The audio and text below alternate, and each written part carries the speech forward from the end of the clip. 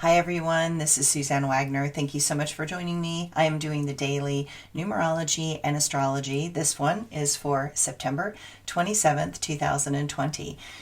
We're coming into the end of the month. We're coming into the crazy, crazy month of October.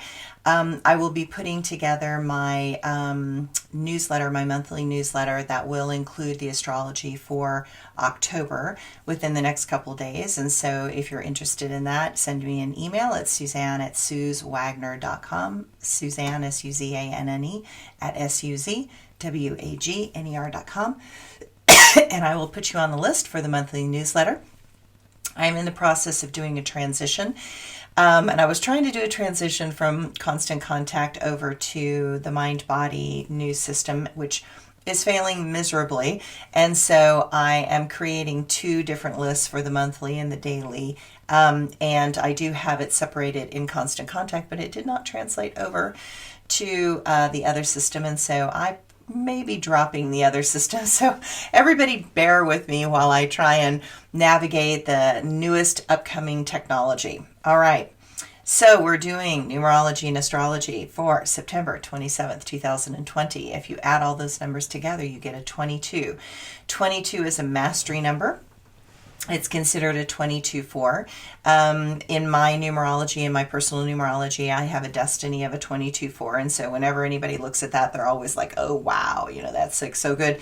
And I go, it's really a challenge in this moment in time to stay really, really neutral and balanced in a world that is completely intentionally trying to throw you completely out of balance. And, it's the test. So it's part of my destiny number to figure out how to stay in this perfect moment, in this perfect time. And this is a test of my emergency neutral system to see if I can stay neutral in the middle of all this. And I'm sure many of you feel probably the same way.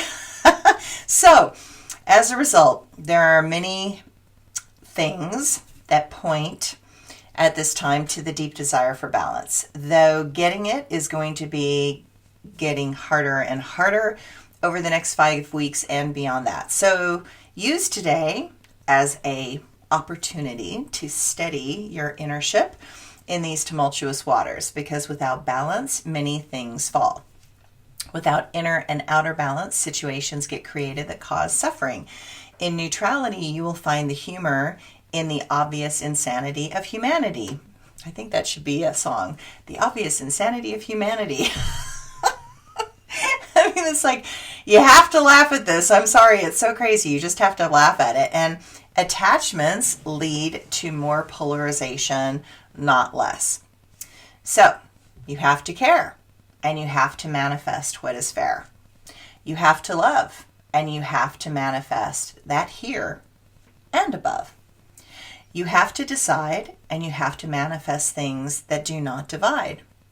You have to inform, and you have to manifest a place that will not conform.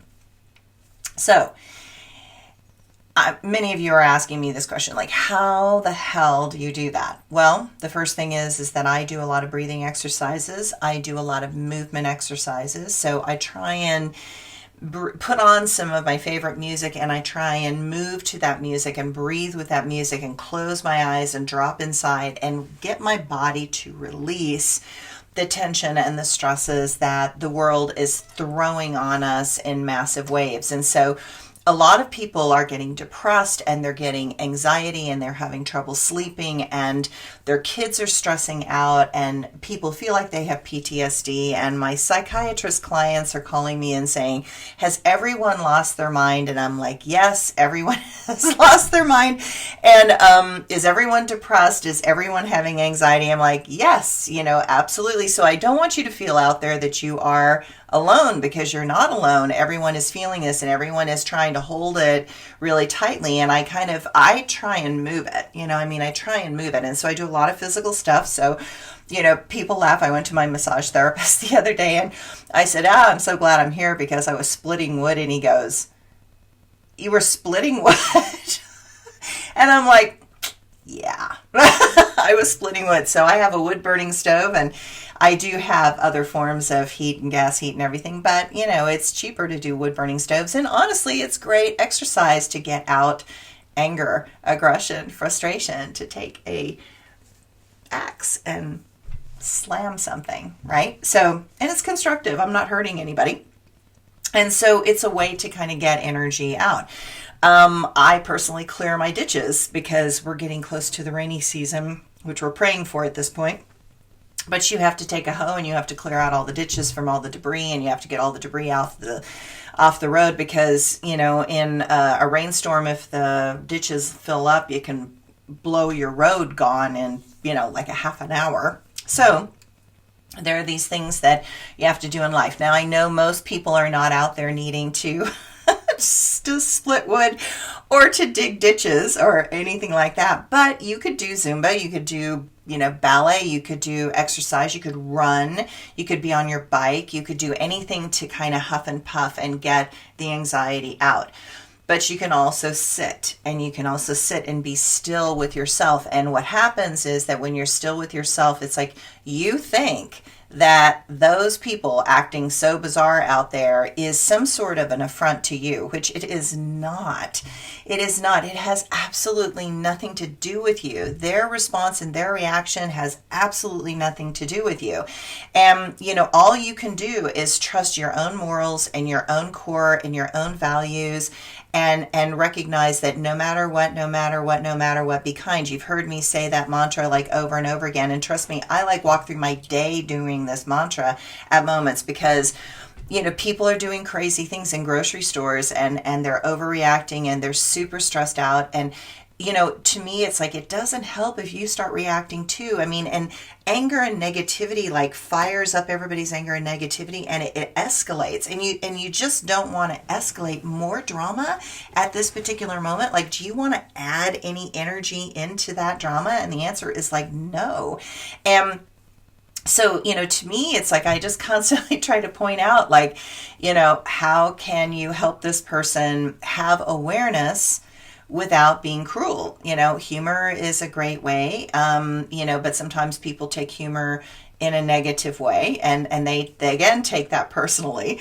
And so it's really a tricky thing. So my ways of handling this stressful situation in a day that today we're trying to be neutral is to notice the beauty of the day. Say 5 things that are beautiful about today. Can you just say 5 things that are beautiful about today? At the end of the day, can you share with your mate those 5 things? I try and do all sorts of little things all day that keep me focused in the positive. Right now I have bees that are swarming, and they're right outside my window right here. And they showed up about 4 days ago. And I think it's because the fires that they lost their hives. And so they're freaking out. They're totally freaking out. And they need sugar so badly. And I have a garden that has flowers still happening. And so they're freaking out, and they're attacking my hummingbird feeders. So I just took hummingbird food and put it in a bowl with a red coffee filter, and so they could see the color, and they're just they've been gathering sugar for 4 days, and I go out there with more sugar water, and they don't sting me, and they know I'm trying to help them. They know that I'm giving them sugar water, right? So that's my little thing that makes me feel good. It makes me feel better. I put out water for the chipmunks that are right now drinking out of my little pan of water, and the bees and everything else drinks out of it too. And my neighborhood skunk comes by and drinks out of that water. I made cherry pie the other day and took all the cherry seeds and threw them out and let all the little animals nibble on all the cherry seeds that are out there. I know when you're in the city that there is a limit on some of these things that you can do, and I live in the middle of nowhere, so I can do some of these things. But what can you do, to help? I mean, what can you do to help? We found another bat the other day that was, stuck on a piece of wood, and very gently and carefully got it to a high spot in a dark corner on the north side, so that it could just sleep, because it's supposed to be sleeping then, and you try and move it, and it's it makes these little squeaky sounds, like, you're disturbing me, don't make me move. But I'm like going, I need to move you because I'm going to chop this piece of wood. So, you try and be kind no matter what, be kind. If you see bees in distress, if you see chipmunks that need water, can you step out of your own drama long enough to recognize the suffering and the needs of something else? And when you do that, your problems diminish and they seem less. Okay. Astrology. Okay, astrology today. Mercury moves into Scorpio on Sunday. Just know that what you think and say is more intense than ever before. And while this pattern helps you to communicate on a deep emotional level, it will bring up discomfort on a whole new level. People are scared and angry. You need to be more aware of that than ever before, because Mercury will be turning retrograde in Scorpio and Libra on October 13th. And that's going to create a lot of major mental shifts. And when Mercury is in Libra, it wants to find some sort of middle ground, which it's not going to at the moment. And it's going to try to negotiate to a reasonable conclusion for both sides, which will be great, but we're not there yet. And Mercury is going to go into Scorpio right now, which means it wants emotional balance, but it has sort of this fatalistic viewpoint and perspective of human nature. And it reminds you that you need to be constantly emotionally courageous to deal with the insanity of some minds in this reality. You have to be willing to follow your personal moral code in all situations, regardless of the information you are being fed from groups that are trying to corrupt your principles. And with these aspects coming into play, know that October is a month where those with obsessive tendencies will have the potential to explode. Explode. I'm not kidding. Boom. Okay, so it's like everybody needs to be namaste, like in your center, in your heart, to the best of your ability, because insanity is about to be unleashed. The moon is in the progressive and forward-thinking sign of Aquarius, and so it will help you right now to be objective in a world consumed with conspiracy. We can at least hope, right? All right. Now, my quote for today is actually from the Dalai Lama that he said 4 days ago.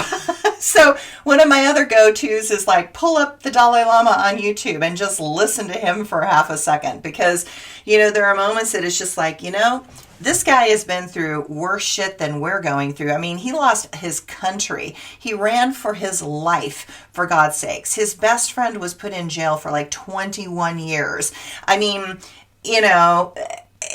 He's been through way worse than us. And somehow, no matter what, he's kind, right? So we can do it. We can do it. So this is his quote. Cultivate a combination of brain and wholeheartedness. Just a brain is no guarantee that you'll be a happy person. Sometimes a very intelligent person, educated person, can become most troublemaker. So combine wholeheartedness with intelligence. You can become more positive and constructive. That is what is important. When moral principles are there with intelligence, then the outcome can be constructive. And now you can see my little lovely black cat. Okay, my blog for today. Have compassion for those that cannot see, past their own fear and negativity. Have compassion for our land so we can bring it back to the heartland. Have compassion for the old that knew and had the wisdom to see a coup. Have compassion for the child in fear who wants a world to revere. So, imagine the damage being done to children at this time. I can't imagine being a child who would see such a divided and unstable world.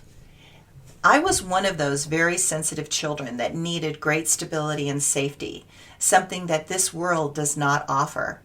I can feel what it would have done to my nervous system at that time. I already had enough fear and at times felt as if it would choke me. But if I had this moment and this history added on, I am sure I couldn't have not borne it at my young age. A pandemic, wearing masks, parents afraid for me to go to school, parents under stress and fear themselves. I imagine how I would feel about a world if even my parents were partially paralyzed in fear and suffering silently inside, because I would have felt them, regardless of if they had said anything at all. Such moments of trauma are etched in the core of a soul. It changes the trajectory of trust in the universe and your ability to connect to others when there is such a threat of those that would disagree with you that they could be wearing guns. We are creating a group of souls with PTSD. It will shape their beliefs and the direction of our country and their life forward. I want a world where children can feel safe and feel that they can trust adults to make decent choices that protect them rather than protect their own illusions. I want a world where the children are more important than policy, law, and dogma. I want a world where safety is a normal way to grow up and a child can look at a reality that is a potential playground rather than a battleground. Thanks, everybody. You guys stay safe. Take care.